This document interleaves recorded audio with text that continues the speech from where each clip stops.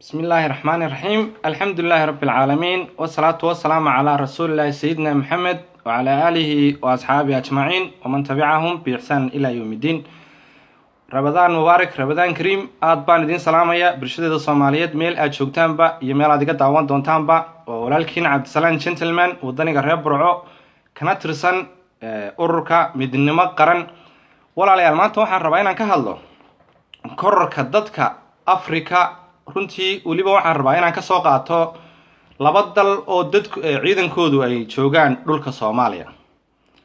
Soomaaliya waxa la yiraahdaa waxa caqabado badan ay ka haystaan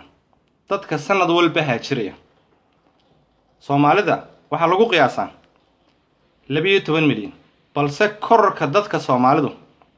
sida uma badna marka loo eego Ethiopia. Walaalayaal Ethiopia waqti xaadirkan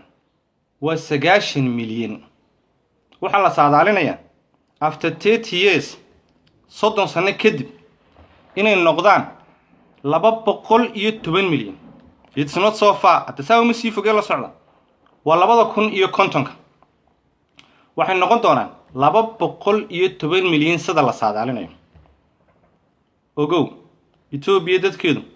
halka inagu imkaan dhulkeena ka soo qaxayno iyaguna inaga inoo soo haajiraan gobolada nabadda sida Garowe, Boosaaso, Burco, Boorame, Hargeysa ha ugu sii darnaatay Hargeysa waabay la circiraysaa. Waxaan kala rabaa iyagana inaan soo qaato oo iyaguna kororkoodu uu si xawli oo kordhay dalka la yiraahdo Uganda iyaguna ciidamadoodu joogaan hadda waxa lagu qiyaasaa dadkooda 730 milyan balse 2050 iyana waxa la saadaalinayaa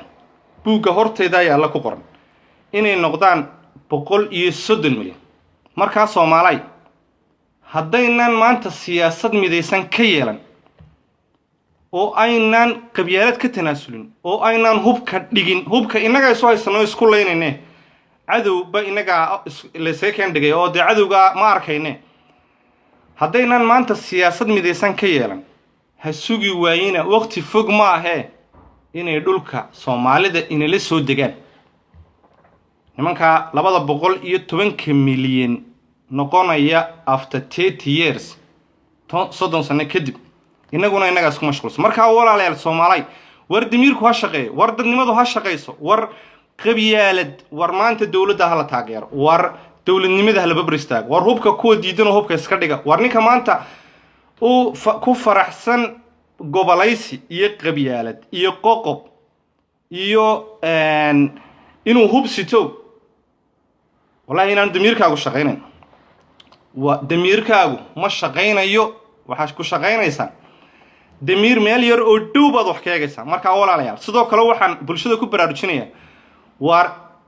iska jira sidoo kale hadda social media-hina cadowgii Soomaaliya uu soo galay rag badan aad moodeysaan inay Soomaaliyiin oo Soomaali ku hadla oo meelaha social media ka soo hadla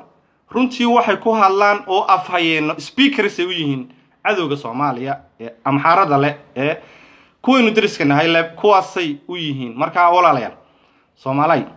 war damiirku war anigu dhalinyaradan la hadlaya war odayaashan way iska ruuxayaan oo iska tagayaan after 30 years war bayno ma hayaan inagu ma madax isku geliyeen war dhalinyaray toosa oo